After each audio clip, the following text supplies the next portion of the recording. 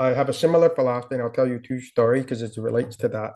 One is I call it the 180 rule and the honeypot. So the 180 rule I have is, to your point, 100% voice. As a Mm-hmm. business leader, I'm only as good as the input and data that I have. 100%. And Mm-hmm. without everyone having a voice, is what Jack Welch calls it, because I did my Mm-hmm. MBA at the JWMI, giving everyone a voice. And now you have technology. We do regular NPS surveys with our customers to say, hey, what do you think? So 100% Right. input acceptance. And then to your point, Mm-hmm.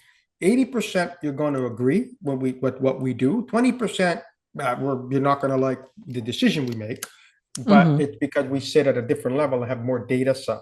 But Right. as long as everybody kind of drives this 100, I Mm-hmm. think that's critically important. So I have the what I call the 180 rule. And then the second story as it relates to that.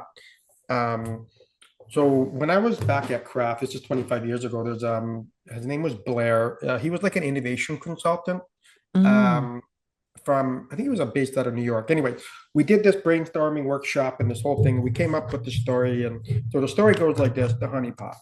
And these are sort of loosely based on real events, but the insight is this time. So I don't remember the time frame, 30 years ago. As you know, I'm from Canada. So in one of our provinces in Quebec, they had a massive ice storm. It cost them billions and billions of dollars to fix Mm. the infrastructure because the ice destroyed the electrical framework. A few Wow. years later, there was a massive ice storm in the West Coast along the whole Rockies from, Washington, like the whole Washington Right. Yeah. State, BC.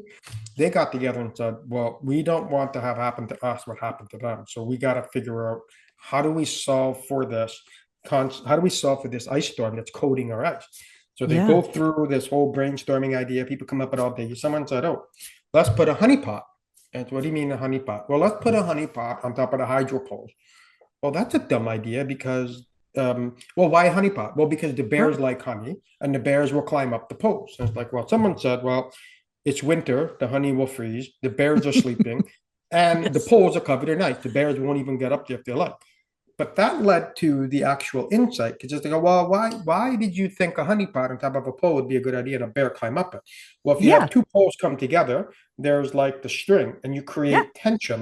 That tension will create tension on the hydro line and snap Yeah. the ice off, which then led Right. to the solution, which I won't ask you to guess because I've asked hundreds of people, no one's ever guessed it, but a helicopter. Fly a helicopter just above the hydro line. The Yeah. vibration shakes the ice off the line, therefore saving the infrastructure. Yeah. I And wouldn't have guessed so, that one either. yeah, you just wouldn't have guessed that one, and neither would I. And so the idea of 100% input could be Mm-hmm. a honeypot, even if it's crazy, because Right. you and I have been in enough brainstorming sessions. Sometimes, in time, statistically speaking, the best ideas come out in the back one third of your meeting. So the first Right. two thirds, most of the time, just crazy stuff. Like one Mm-hmm. time we did a thing, and oh, how can you drink coffee on a bike? We came up with like 100 ways. Can you improve a hot tub? We came up with like 150, just crazy radical stuff. Yeah. Yeah. But I agree. I think in that I think will be the differentiator is people and creativity. Because if you can Mm-hmm. have people have diverse views inputting the thing, I believe in the future that technology will be a table stake. So even if you Mm. are first and on the bleeding edge, that will only last for a certain time before everyone Right. catches up. I Yep. think it's going to be the human side of things by which the Mm-hmm. differentiation will have. Maybe picking up the phone, like what I've been doing, Mm-hmm. reaching out LinkedIn. I've been leaving voice messages, right? I say, hey, thanks for reaching out. It's Davide. Takes me 30 seconds. It's a hell of Mm-hmm. a lot faster for me to do that, just as type. It tells Yeah. people I'm real and they know Mm-hmm. automatically. There's no automation software that's doing that. Or maybe there is. I'm sure there is, but I'm not It using it. might be. Yeah. Yeah, I bet you there is. If not, we just gave somebody an idea. Yeah. Um, yeah. So I love that the people, and obviously you talked earlier about giving people flex time to deal with Mm-hmm. some personal time to this, you know, Mm-hmm. the rate of change, right? Because it's just so it's faster than our brain. Like we're fighting, if you will, with supercomputers. Like I can't crunch an Yes. Excel sheet in 5 seconds. It's Right. just can't. No, no. And I think the beautiful part is that when we wrap our brains around and we choose to look at AI as that co-pilot and that helpmeet instead of something that we advocate our thought leadership to, that shifts the whole way we think of AI, and it becomes a powerful, again, co-pilot instead of this threatening thing. Now there's still a lot that's threatening about it, don't get me wrong. We could Sure. disappear down, a conspiracy theory rabbit hole for probably hours, but it, in our practical everyday application, when you choose to look at AI that way, I believe, and I've experienced this myself, it shifted the way that I looked at AI, the way I approached AI, even the way I approached learning about new AIs. Like, how does this help me day to day? What problem does this solve? And if it doesn't Yeah. solve a problem for you, don't invest your brain power in it. Like, don't invest your time. Move on. Yeah. It may still develop down the road and be able to help you later on. I'm going to pick on an AI here, Jasper AI. It's Yeah. a long, LLM, one of the early adapters. One of the originators. Yeah. Yeah. And it was ugly and clunky and brutal, in my opinion, when it came out. The way Yeah. I used it for a bit, and I was just like, forget this. And honestly, they were anti-agency, anti-marketers. They were positioning themselves, at least this is how it felt as a marketer, that they were trying Oh, to yeah. replace us, like you don't 100%. need a, yeah, you don't need a marketing agency. So that was, they were exactly what you just said. And then they started really struggling because marketers were the ones that were using them primarily, and they were alienating Hmm. them all, and their tools weren't actually effective for marketers. They have since pivoted, and what the product that they have now is amazing. They have completely embraced marketers. They have essentially layered a marketing intelligence over, Chat GPT, Perplexity, whichever one you choose to use. Yeah. And so that to me is a good example of how this world is evolving. And so I went around and came back around and took another look at them about 3 months ago, 4 months ago. And I'm like, oh my gosh, this is totally different. This is worth my mental investment now to learn Yes. and use.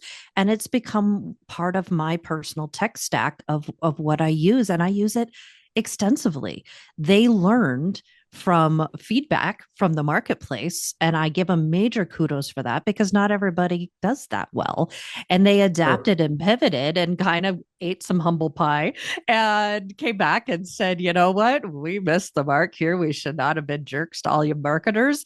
Like, you're our best friends now. Yeah. But they actually then backed it up with good tech.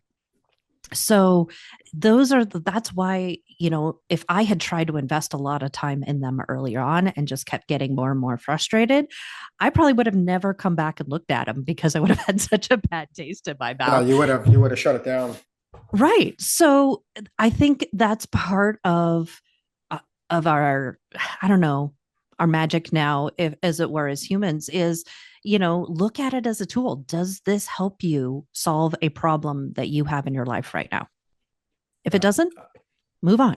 If Move it on. does, invest in it and see if it really does prove itself out to truly solve that problem, whether it's a work problem, a personal problem, Whatever. an admin thing, whatever it is. But if it can't show you fairly quickly the problem it solves in your life, Move on. there's plenty of other tools out there now.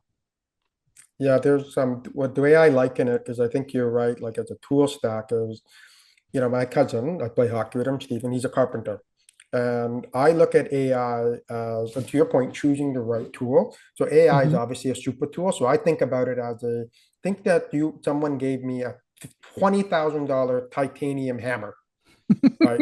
That's Yeah. got, like pound per square inch force, how to hit a nail, blah, blah. If you give it to me, I'll muck around the house, but it'd be fun. It would be Right. way beyond my means to afford a $20,000 hammer. However, in the right hand with the right skill, like a carpenter, Stephen, for example, will be able to build the house faster, be more accurate, have less Mm-hmm. damage, less repetitive wear, build two houses in one day instead of one, like whatever that ratio and productivity is, Yeah. because that Yeah. tool is relevant to him. So I think I always look at it, what's your titanium hammer? Because it's going to be Oh, I different love for that. all of us, right? So it's like Yeah. that's all this is. It's a titanium Mm-hmm. hammer with like a all sorts of stuff to guide us and whatever to Yeah. really reduce the mistake. Doesn't make it perfect.